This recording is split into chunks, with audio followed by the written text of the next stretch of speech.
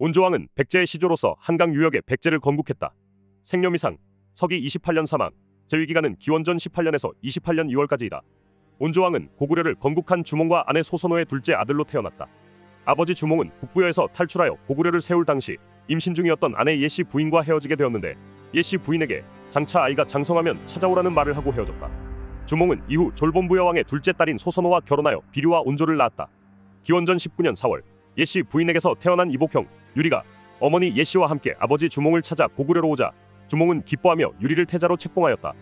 유리가 왕이 되면 목숨을 보전하기 어려울 것이라 여긴 온조는 비류, 어머니 소선호를 비롯해 오간과 마려 등의 신하들을 이끌고 고구려를 떠나 남쪽으로 떠났는데, 백성들이 따르는 자가 많았다.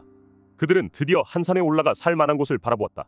비류가 바닷가에 살고자 하니 10명의 신하가 간언하기를, 생각건대 이곳 강 남쪽의 땅은 북쪽으로는 한수를 띠처럼 두르고 있고 동쪽으로는 높은 산을 의지하였으며 남쪽으로는 비옥한 벌판을 바라보고 서쪽으로는 큰 바다에 막혀 있습니다.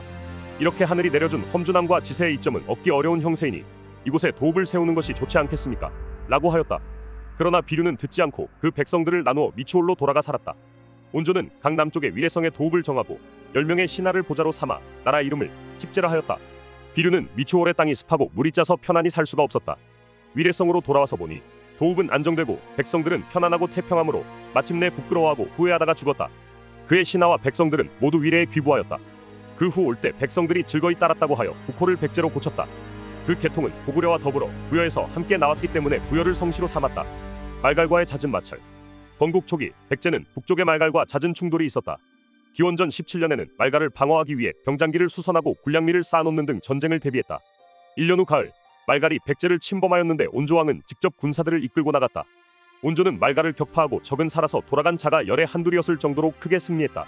그리고 기원전 11년에도 말갈 병사 3천여 명이 위례성을 포위하였는데 온조왕은 성문을 굳게 닫고 항전하였다. 열흘이 지나자 말갈은 식량이 떨어져 퇴각하였다. 이때 온조왕은 퇴각하는 말갈 병사를 쫓아가서 한 번에 싸워 이겼는데 죽이거나 사로잡은 자가 500여 명이었다. 이렇게 온조왕은 사망할 때까지 말갈에게 총 8번의 공격을 받았고 그때마다 말갈의 공격을 물리치며 백제를 지켜냈다. 기원전 6년에는 어머니 소선호가 61세의 나이로 사망했고 그해 온조왕이 신하들에게 다음과 같이 말하였다. 우리나라의 동쪽에는 낭랑이 있고 북쪽에는 말갈이 있어 번갈아 우리 강역을 침공함으로 편안한 날이 적다. 하물며 요사이 요망한 징조가 자주 나타나고 국모께서 돌아가셨다. 형세가 스스로 편안하지가 않으니 장차 반드시 도읍을 옮겨야겠다. 내가 어제 순행을 나가 한수의 남쪽을 보니 땅이 기름짐으로 마땅히 그곳에 도읍을 정하여 오래도록 편안한 계책을 도모해야 하겠다. 백제는 말갈의 잦은 침략에 기원전 5년 수도를 하남이래성으로 천도하였다. 온조왕의 마한 정벌.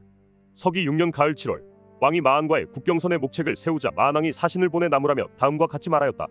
왕이 처음 강을 건너왔을 때 발을 디딜 만한 곳도 없었는데 내가 동북쪽 백리의 땅을 떼어주어 편히 살게 하였으니 왕을 대우함이 후하지 않았다고 할 수 없다. 마땅히 이에 보답할 생각을 해야 할 터인데 이제 나라가 완성되고 백성들이 모여들자 나와 대적할 자가 없다고 하면서 성과 연못을 크게 설치하여 우리의 강역을 침범하니 어찌 의리에 합당하다고 할 수 있는가? 왕이 부끄러워하여 마침내 목책을 헐어버렸다.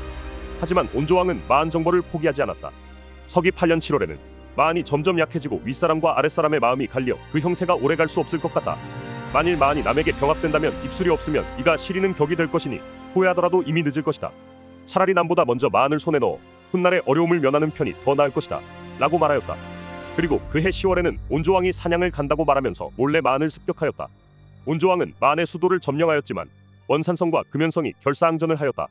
하지만 6개월 후 원산성과 금연성이 결국 백제에게 항복하였고 드디어 마한이 멸망하고 백제에 병합되었다. 성군 온조왕. 온조왕은 마한을 정복한 뒤 내정에 힘썼다. 수도 위례성을 수리하고 오랜 침략과 전쟁으로 인해 부서진 성들 또한 수리하였다. 건국 초기보다 훨씬 넓어진 영토를 효율적으로 방어하기 위해 곳곳에 길목의 요충지를 축조하였다. 그리고 백성들에게는 농사짓기와 누에치기를 권장하고 급하지 않은 일로 백성들을 괴롭히는 일은 모두 없애버렸다. 백제는 군사력뿐만 아니라 온조왕의 정책으로 인해 경제력 또한 크게 증가하여 이상기후나 흉년이 들어도 크게 타격을 받지 않고 잘 넘어갈 수 있었다. 서기 10년에는 다루를 태자로 삼고 후사를 안정시켰다. 서기 25년에는 남옥저의 사람들이 귀순하는 등 백제의 힘은 온조왕의 훌륭한 정치로 인해 나날이 강성해져갔다. 정치 싸움에 밀려 고구려에서 쫓겨났지만 백제를 세우고 나라를 완벽하게 통치했던 온조왕은 제위 46년 서기 28년에 노안으로 사망하였다.